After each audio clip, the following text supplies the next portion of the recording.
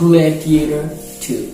So Gladiator II is a sequel, the sequel to the highly impactful Gladiator, starring Paul Mescal, Pedro Pascal, Denzel Washington, and a lot of other actors. So, I saw the first Gladiator, okay? And it was an impactful film. It really is a big deal. Now the question is, did it need a sequel? Did the story must go on, or just they could have just left it there, okay?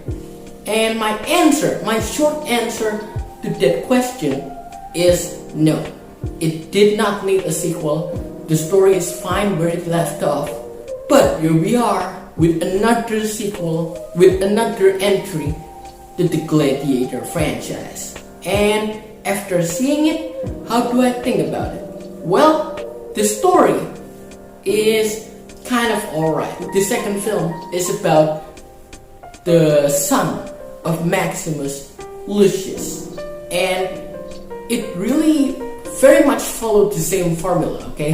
He becomes a gladiator and he needs to battle some folks in the arena, and then he rises towards power by the end of it. And yeah, you could say the story is very formulaic. Myself, well, I do think it is. Here's the thing. I do think the story could have been changed a little bit, because for someone who watched the first Gladiator film, I could really find a lot of similarities with that film. And it kind of hurts my experience a little bit, because I feel like I have seen this before. You're not presenting something new to me. To some degree, I felt that while I was watching it. The story is quite formulaic, and it is more of the same. Now, how do I think about the performances? Paul Mescal as Lucius, I think he's great in the film. I think he's great. He really throws himself into the action sequences, and he convincingly plays Lucius, because he really is a beast in that fight sequences. And I do think the fight sequences here are highlights too. But the scene stealer here is Denzel Washington. You know, it's not often that you get to see Denzel Washington play a villain. And when you get that chance, you get Gladiator II. His performance as this kind of manipulative man is really great. He sold you on that, you know, a good guy being a good guy at the start, and then showing his true evil motivation by the ending of this film. And when that moment arrives, you just want this guy to get killed, to get what he deserved. The scene stealer is Denzel Washington. But we have ourselves Pedro Pascal as a Roman soldier, previously trained by Maximus. And I do think as a supporting character, he did a fine job, okay?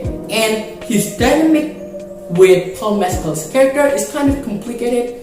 It is kind of in the gray area, but here's the thing. Here's the tiny little negative.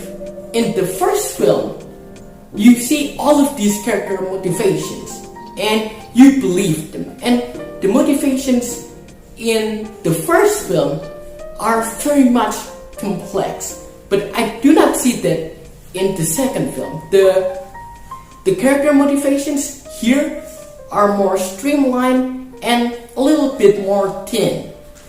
That is necessarily not a bad thing, but I really do feel downgrade in the narrative of these characters, in the motivations of these characters.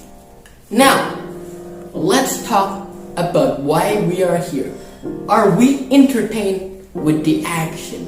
Well, yes, I am entertained with the action. That is, if you ignore logic, because there are a lot of action sequences here. One of them features Coliseum flooded with sharks, and I see that scene. Okay, I am entertained, but my historical brain is like, well, is that possible? The obvious answer is no. But then again, Mr. Ridley Scott doesn't give a fuck about history. So he is here to make a film that entertains you. That is his #1 goal.